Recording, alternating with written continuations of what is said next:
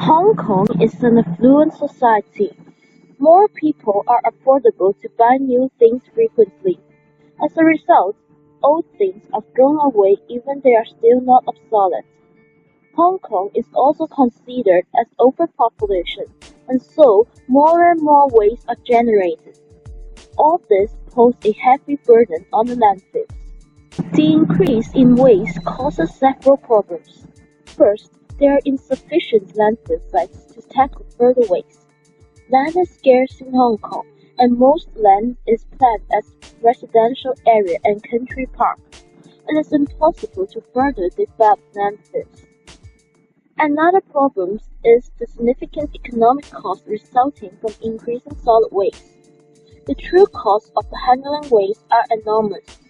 However, these costs are not borne by the waste producers, but the government. A total of 780 million is spent every year to collect and transfer the waste, whereas 432 million is spent on the running costs of landfill sites. As the costs are paid by the government, people lack economic incentives to reduce waste. Another problem is the misbehavior of consumers in Hong Kong. People throw old things away even they still look new, causing wastage of unconsumed goods. Most people in Hong Kong do not have intention to classify waste before throwing them away. In Hong Kong, the waste recycling rate in 2011 was 48%, but in Taiwan, the recycling rate is over 16%. This clearly shows that the public awareness on recycling is low in Hong Kong. To solve the problems, the government should work on education and legislation. Reactivating incineration would be a possible solution. The government can adopt the most advanced technologies which cause less harm to the environment. The Mashima Municipal Solid Waste Incineration Plant in Osaka is a good example. It is a modern incineration facility associated with education and recreational center. It also becomes a popular tourist spot due to its eye-catching design. Hong Kong could take this example as a reference to develop a new, modern, and attractive incineration plant. Another solution would be the implementation of waste charging scheme. Taipei is a successful example. It adopts the quantity-based system since 2000.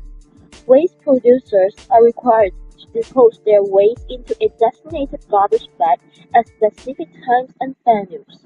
The scheme has resulted in a reduction in waste generation of 20% from 1999 to 2009. Hong Kong can implement a similar approach to reduce waste. Lastly, education plays a crucial role in developing proper behavior on waste treatment. The government can also promote the idea of environmental protection through school curriculum and different media, such as television advertisements, news articles, and online platforms. Holding different talks, workshops, or fun fairs about waste reduction and recycling are also interesting to both youngsters and adults. Through the participation of these activities, public awareness can be enhanced. A great amount of waste is generated every year in Hong Kong. Landfilling is not a sustainable measure to deal with the problem, but legislation and education are the possible solutions. These measures have been effectively carried out in honest countries and cities such as Japan and Taiwan. Hong Kong can apply these measures in the environmental policy so as to achieve further success in waste reduction.